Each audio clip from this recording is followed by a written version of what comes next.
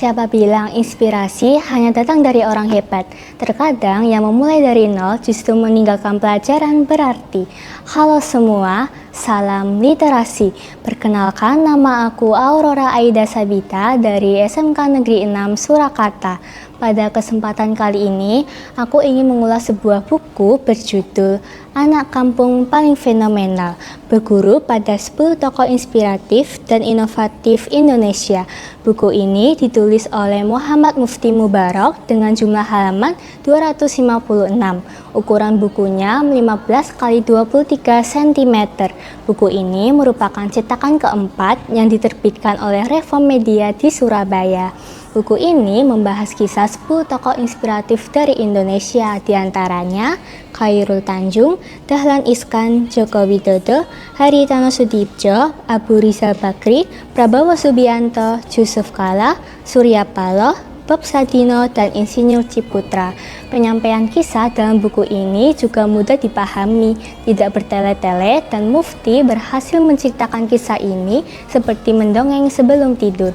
Buat aku, buku ini dekat dengan hati kita karena selain menceritakan segudang prestasi atau kesuksesan yang dialami oleh para tokoh, tetapi juga menceritakan kisah masa kecilnya mereka, sepak terjang kehidupannya mereka, hingga titik kesusahan mereka yang mengorbankan banyak hal.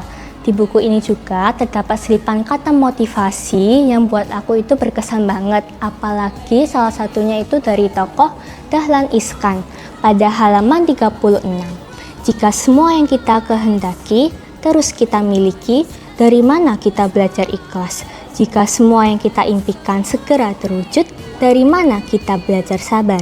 Jika setiap doa kita terus dikabulkan, bagaimana kita dapat belajar ikhtiar?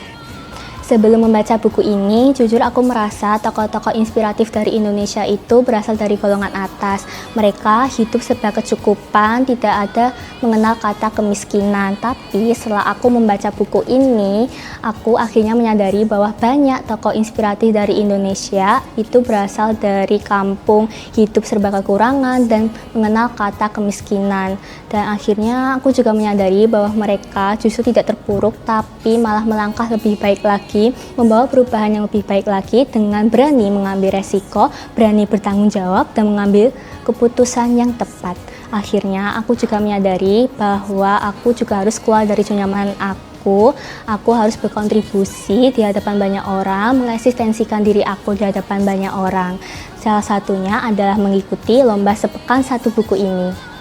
Nah, kelebihan dari buku ini sendiri yaitu terletak pada covernya yang buat aku itu terkesan hangat, apalagi isi dari buku ini juga hangat, benar-benar menyentuh hati aku. Selain itu, juga pada selipan kata-kata motivasi yang disematkan pada setiap pergantian tokoh, yang artinya membuat aku akhirnya bisa semangat lagi dalam membaca buku ini dan tidak bosan lagi dalam membacanya. Untuk kekurangannya sendiri, yaitu ada pada penggunaan kosakata Jawa seperti nyambi dan nguwongake, yang bagi orang-orang di luar Jawa mungkin akan terkesan susah untuk menerjemahkan arti kata tersebut. Intinya, buku ini cocok banget buat kalian baca, meskipun ini non-fiksi, tapi ini tidak pernah membosankan. Dan buat aku sendiri, penyampaian kisahnya itu benar-benar sederhana, seperti mendongeng sebelum tidur. Sekian dari aku, semoga bermanfaat. Terima kasih. Salam literasi.